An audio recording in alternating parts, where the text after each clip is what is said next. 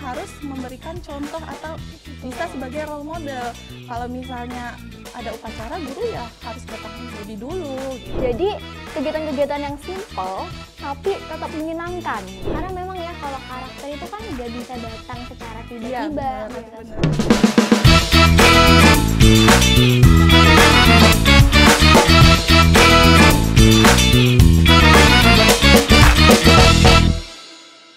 Halo Sobat Belajar, selamat datang kembali di Dialog Sobat SMP. Bincang edukasi, berbagi informasi. Ruang obrolan kolaborasi seru bersama Direktorat SMP dan SMA yang pastinya inspiratif bagi generasi pelajar hebat Indonesia. Kembali lagi dengan saya, Kalila Putriadani, Bintang Sobat SMP Kabupaten Bogor 2024 yang akan menemani Sobat Belajar dalam podcast spesial hari ini. Hari ini kita akan ngebahas topik yang pastinya super keren dan bermakna, yaitu 1 langkah 2 generasi dalam 7 kebiasaan anak Indonesia hebat. Nah, pastinya Sobat Belajar sudah tidak sabar dong. Langsung aja sudah hadir 2 orang kakak inspiratif. Yang pertama dari Pusat Penguatan Karakter Kak Magfira De Izania dan Duta SMA Nasional 2024 Kak Clara Putri Rosari yang akan menemani Sobat Belajar pada podcast hari ini. Langsung aja kita panggil kakak inspiratif yang pertama dari Pusat Penguatan Karakter atau disingkat PUSPK, Kak Vira. Halo. Halo Kak, apa kabar? Alhamdulillah baik. Kalila apa kabar? Baik, aku juga. Kalau boleh tahu akhir-akhir ini kesibukannya ngapain aja nih Kak? Saya kesibukannya akhir-akhir ini ya rutinitas harian ya, Iya. mengerjakan tugas-tugas kantor. Wah, sibuk banget dong berarti. Terima kasih ya Kak sudah meluangkan waktunya untuk berbagi cerita dengan Sobat Belajar pada hari ini. Langsung aja kita panggil kakak inspiratif yang kedua, Duta SMA Nasional 2024, Kak Clara. Halo Kak, how are you? Halo. I'm doing fine. Lately gimana Kak Lila? Pastinya baik banget. Kakak akhir-akhir ini lagi aktif ngapain aja nih Kak? Aku lihat kakak lagi hektik banget nih kegiatannya. Iya nih Kak Lila, kebetulan akhir-akhir ini karena lagi pembukaan Duta SMA, jadi banyak mengurus tentang pembukaan Duta SMA itu sendiri. Wah, asik Dan banget. juga pastinya persiapan untuk kuliah. Wish. Nah, sebelum kita memulai ke topik utama, saya ada pertanyaan nih untuk kakak-kakak. Coba dijawab dengan cepat ya. Boleh. Survei cepat. Cepet banget dong harus. Menurut kakak-kakak, hal yang paling penting tapi kecil apa sih yang biasanya kakak-kakak lakukan setiap harinya untuk membentuk karakter? Mungkin dari Kak Vira dulu. Oke, pertanyaan menarik ya untuk membuka diskusi kita pada pagi hari ini. Kalau dari saya itu adalah bangun pagi, karena bangun pagi itu adalah salah satu bentuk syukur kita kepada Tuhan. Dengan bangun pagi kita pasti lebih siap menghadapi hari dan kita bisa menata jadwal aktivitas harian kita secara detail dan maksimal begitu. Wah, asik banget. Iya. Kalau Kak Clara gimana Kak? Kalau dari aku sih yang paling penting adalah bermasyarakat nih. Kadang kita suka sibuk dengan dunia kita sendiri sampai kita tuh lupa kalau sebenarnya kita adalah makhluk sosial. Jadi bermasyarakat itu bisa membentuk karakter kita semua untuk bisa lebih peka terhadap lingkungan kita. Kalau menurut Kalila apa nih kebiasaan yang penting? Aku beribadah sih Kak, karena memang walaupun kegiatan kita itu hektik banget, beribadah itu nggak bisa kita cut off. Kita setiap harinya harus berdoa sebelum kita mengikuti kegiatan sehingga berjalan dengan lancar. Setuju sih, Setuju, bener. Nah Kak, topik utama kita hari ini itu kan 7 kebiasaan anak Indonesia hebat atau 7 KAI. Nah, tapi masih banyak aja loh Sobat Belajar yang belum mengerti 7 KAI itu sebenarnya apa sih Kak? Dan kenapa kebiasaan ini memegang andil yang sangat besar dalam kebijakan pendidikan? Bisa dijelasin Kak? Oke, pertanyaan menarik ini dari Kalila untuk membuka sesi bincang-bincang kita pada hari ini. Jadi cerita sedikit, di awal masa pemerintahan Presiden Prabowo dan Wakil Presiden Gibran, mereka mencanangkan 8 misi utama yang disebut dengan Astacita. Nah, di mana tujuannya adalah bersama membangun Indonesia maju dengan generasi emas 2045. 45. Nah, di mana di dalam Astacita keempat itu terdapat pembangunan atau penguatan SDM yang unggul. Nah, salah satu upaya untuk mewujudkan SDM yang unggul ini adalah melalui penguatan pendidikan karakter yang dilakukan dengan pembiasaan-pembiasaan.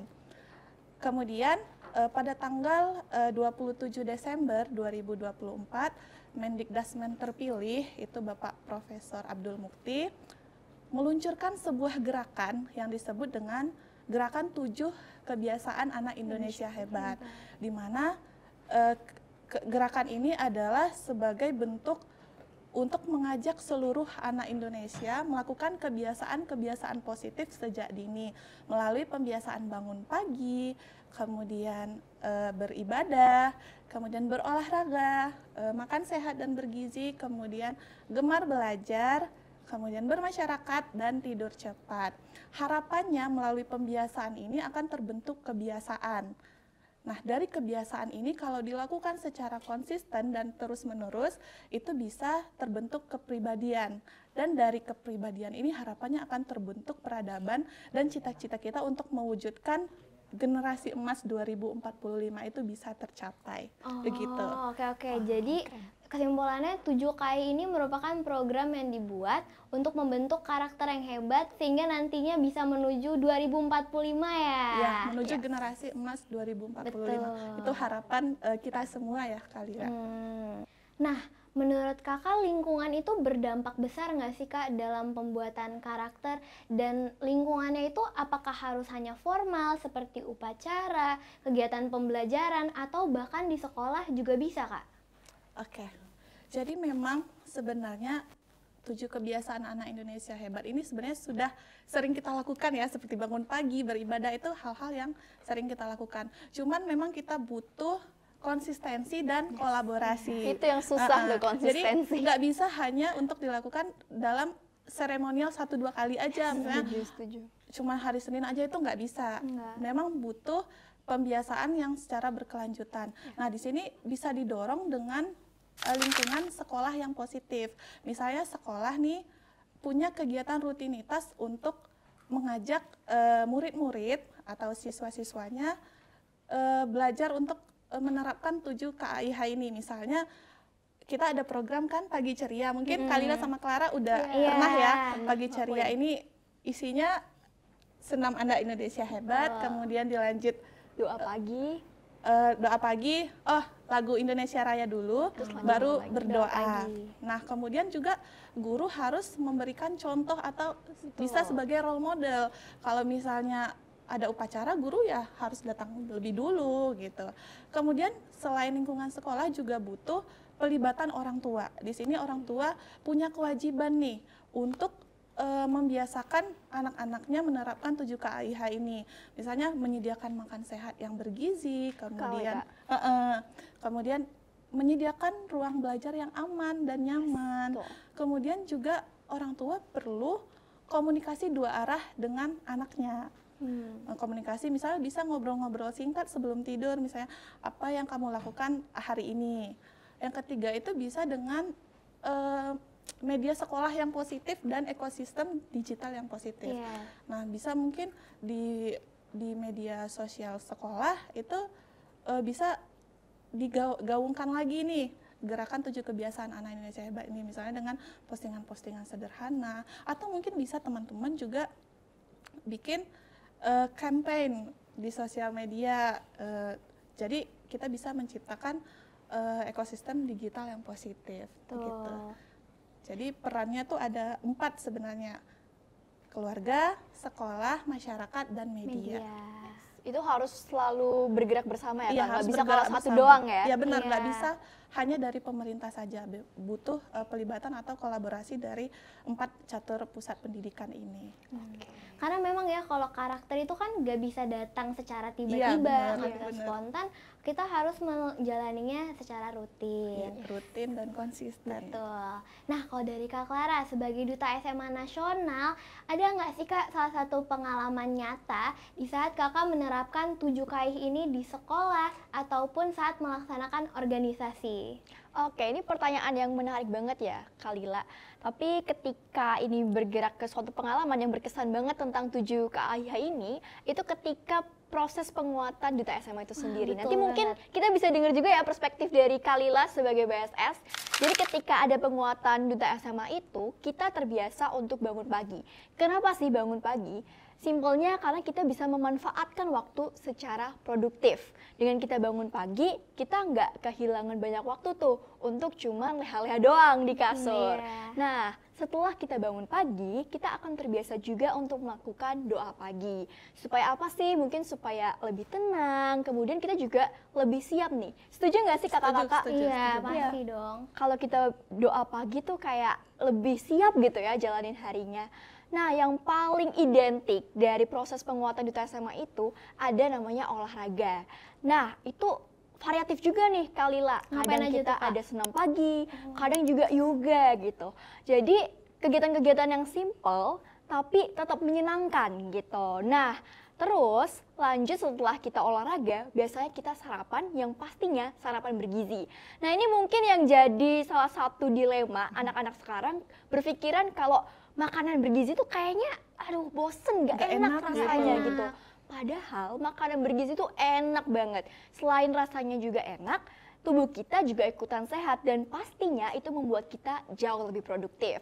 Nah, karena tadi udah dari Duta SMA, coba dong perspektif dari penguatan BSS untuk melengkapi 7 kebiasaan. Nah iya Kak Clara, dari penguatan Bintang Sobat SMP, Kalila tuh belajar banget hal-hal baru. Mulai dari budaya dan bahasa yang berbeda-beda kan ya. Karena Kalila bertemu dengan orang-orang Bintang Sobat SMP dari Sabang sampai Merauke. Itu asik Rame banget pastinya ya. Rame. Itu dia poin bermasyarakat ya di dalam 7 KAIH. Bermasyarakat. Nah selain itu mengambil dari gemar belajar, saya belajar hal-hal skill-skill baru. Contohnya kayak public speaking yang benar gimana sih, personal Selama proses, branding dan sebagainya. Iya kan kita menjadi role model teman sebaya. Selain itu pastinya setelah menjalani kegiatan yang sangat hektik, saya akhiri dengan tidur cepat. Save energi ya untuk Betul dong, hari besokan setelahnya. paginya harus bangun pagi lagi, pastinya tidur.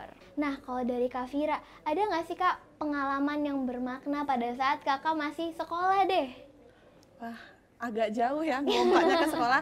Cuman kakak ingat pengalaman mungkin yang nggak mau diulangi lagi.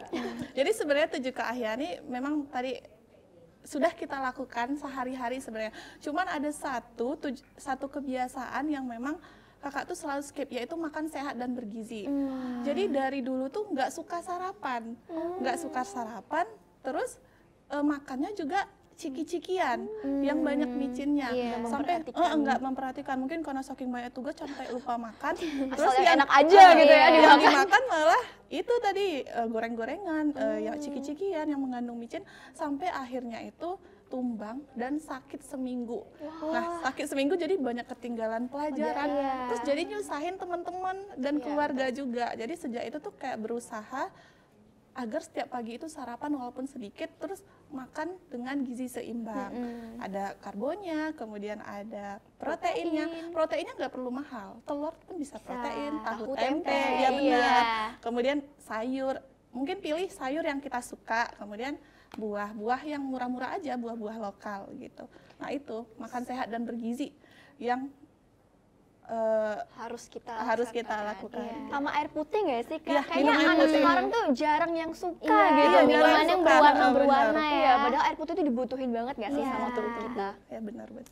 Nah, kalau dari kakak tuh pernah nggak sih mengalami tantangan di mana kakak membawa nih makanan yang bergizi, tapi malah, ngapain sih kamu bawa makanan bergizi, buat apa, sok sehat banget. Iya, Dapat feedback seperti itu, pernah nggak sih kak kayak gitu? Nggak ada sih yang ngeledek gitu kan, sok sehat atau apa, nggak ada. Cuman dari diri sendiri nih tantangannya, apalagi kan kita ini adalah generasi instan yang serba apa-apapun instan gitu. Jadi kalau istilahnya itu mager atau malas gerak, nah itu tantangannya. Kemudian paparan gawai atau kebanyakan screen time itu yang bikin kita jarang bersosialisasi dengan orang, karena kita ngerasa wah dengan gawe aja kita sudah bisa menjangkau banyak orang gitu. Padahal sebenarnya kita juga butuh bersapaan dengan tetangga atau dengan Yang dekat masyarakat dengan yang kita dekat ya, dengan kita. secara langsung. Bahkan kadang keasikan nih screen time antar keluarga aja nggak ngobrol Ya, gitu. satu Padahal- rumah diem-dieman Diem-dieman gitu ya. gitu. Manggil ke meja makan pakai WA, by WA gitu kan. Kalau telepon. Iya, padahal kan harusnya Bisa langsung langsung nyamperin ngobrol, ya. gitu. Nah sebenarnya tantangannya itu sih kalau dari kakak sendiri. Mungkin juga relate ya dengan kalian gitu. Yes. Kalau dari Kak Clara gimana Kak? Sebagai pelajar SMA pernah nggak merasakan tantangan seperti itu? Pastinya pernah ya. Tadi kita udah lihat perspektif dari, kebetulan kita dua generasi yang berbeda ya. Iya, benar. Kakak di milenial, kita Kita berdua di di Gen Gen Z. Z. Sesuai dengan judul podcast Iya, hari ini. Betul. Nah, kalau perspektif dari tim Gen Z nih, pasti tantangan yang Kalila sebutin tadi kena omongan orang itu ada banget gitu. Kadang sekarang kita kayak baru upload story dikit gitu ya, kayak wah hari ini mencoba makan sehat nih, langsung tuh ada orang yang sindir-sindir di SG, di notes Instagram yang kayak so sehat banget sih nih orang kayak gitu. Itu pasti tantangannya ada. Dan juga untuk jadi diri sendiri di era Gen Z yang FOMO-an itu juga susah gitu. Jadi kadang kita kayak mau ngelakuin hal yang baik karena orang-orang menganggap itu hal yang aneh, jadinya kita males nih untuk ngelakuin itu. Jadi antara kita harus tetap bisa konsisten dan percaya diri atau kita terus dengerin kata-kata orang lain nih. Tapi kalau misalnya kita boleh kasih saran nih buat temen-temen semua, baik dari kalangan SMP maupun SMA maupun juga mungkin di sini ada Bapak Ibu guru dan masyarakat luas, kalau misalnya yang kita lakukan itu adalah kegiatan yang baik, kenapa sih harus dengerin orang lain? Karena kan orang lain juga nggak berdampak banyak terhadap pilihan-pilihan di hidup kita, begitu Kalila. Bener yang diomongin sama Kak Fira nih, karena mereka udah asik dengan gawe mereka sendiri, mereka tuh lupa kalau misalnya ada kebiasaan-kebiasaan ini yang penting untuk masa depan. Ya udah kerjaannya besok aja atau bahkan nyontek temen aja deh, nanti dibantuin temen bisa.